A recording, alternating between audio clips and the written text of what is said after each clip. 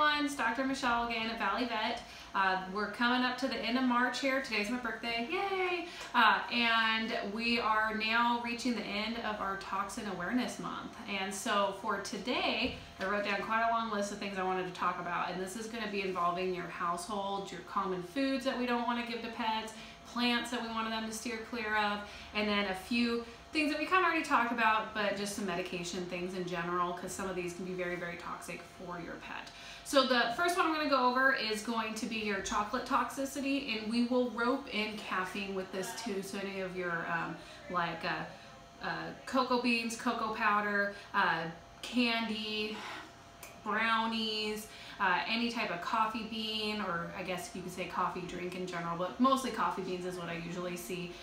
What to do if your animal gets into it, how severe it could be, and so forth from there. So basically, what is toxic with chocolate is the amount of cocoa powder that is in it.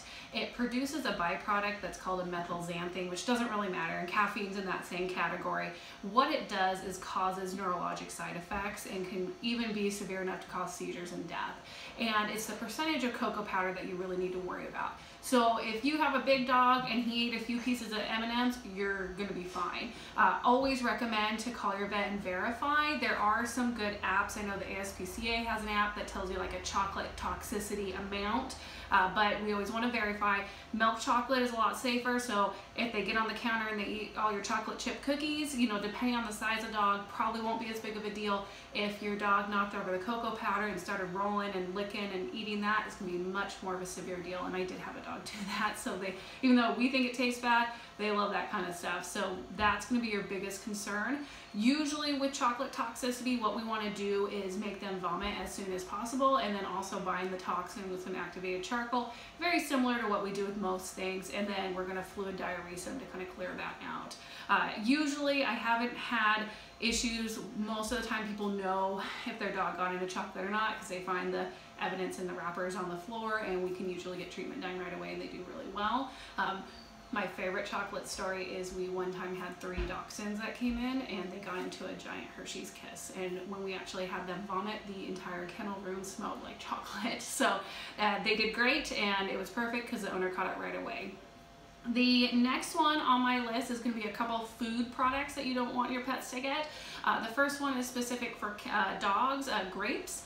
Certain dogs are allergic to grapes, kind of what you would say allergic, I guess it's toxic to them, whereas other dogs are not affected. We don't know how to determine which one's going to have a problem with grapes and which one isn't, and this one is really severe because it will cause acute kidney failure. They don't know how it happens, and they don't know what dose that it causes it in. They've seen it in small doses and large doses. So to be on the safe side, just avoid grapes in general. This includes raisins, and similar kind of treatment therapy as we talked about before, where we're always going to try to get them to vomit first, and then we're going to start fluid therapy, do the toxic activated charcoal, the Toxiban with them too.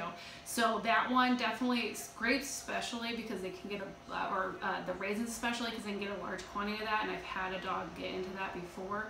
If you see that, definitely call us right away. We need to get your pet vomiting just in case it is one of those that's very sensitive to it. The next one on the list probably isn't as big of a deal, but avocados are toxic to dogs. So I know some people put avocados in their food for them, or they rub some avocado lotion on them. It can cause some cardiovascular issues, so it's best to just avoid those. Third kind of thing on our food list would be your onions and garlic. I guess this would also include any of the allium species, basically, or allium species. These actually cause what we call an anemia, so it's going to actually affect the red blood cells, and it can lead to death, and each dog is going to be specific to this. Smaller dogs are going to be more susceptible than larger dogs, but best to avoid these with your pets as well. Garlic is also, I think I mentioned that in there, a lot of people will use garlic to help try to prevent fleas and other bugs, and I've heard multiple times people chopping up garlic and they're like, oh, I give my dog garlic every day and it's fine, my pet's fine. Just avoid it. I would just to be safe, essentially. One specific for cats, we're moving on to plants now.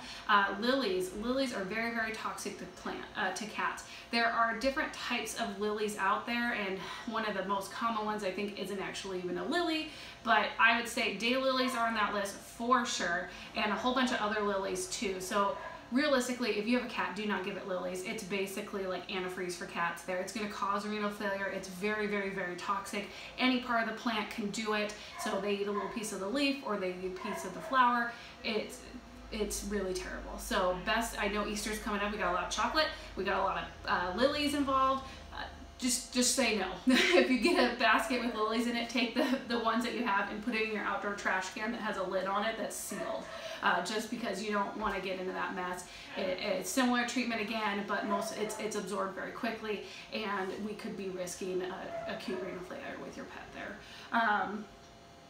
Last but not least, I think I covered most of these here. I am going to touch on just your over-the-counter medications, Advil, Tylenol, aspirin. I have a lot of clients that I had one the other day that was treating their pet for arthritis, and they were going, well, I just give a half a Tylenol every day. And luckily it was a dog and it was okay, but extremely toxic, especially to cats. It will kill your cat.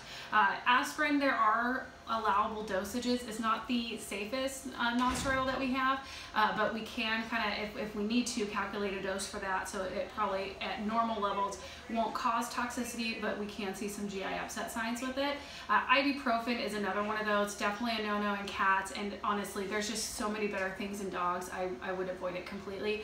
And the one thing with ibuprofen is I know a lot of those tablets are coated and they taste like candy, and dogs, all they, they don't chew half the time. They just lick that tasty little Skittles-like exterior and swallow it down.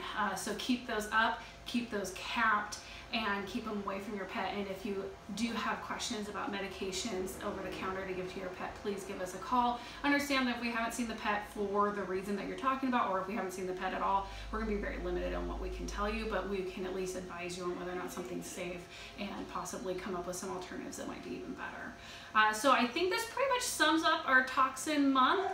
Let me see, this month, last month was crazy. We had antifreeze last month, we had rat bait last month. This month I've had almost every week I'm getting a marijuana toxicity dog. So really, and most of the time the owners are like, it is kept up, we don't know what's happening. They're getting into it somehow. They're very, very sneaky, and it takes a very small amount. So please, please, please keep that up. It's not only, it's hard on the pet, it's hard on you guys money-wise, and it's hard on me because I have to stay here really late. So please keep that up. Other than that, we've been doing pretty well, so hopefully these videos have been helping. Hopefully they help you get a little more information, so next time your dog opens up a Snickers bar, you kind of know an idea of how bad this might be. And if you have any questions, please feel free to give us a call. We're heading into springtime here, so we're starting to get some parasites going on, and so that'll probably be part of the next couple months here we'll be talking about. But until then, we'll see you at the clinic.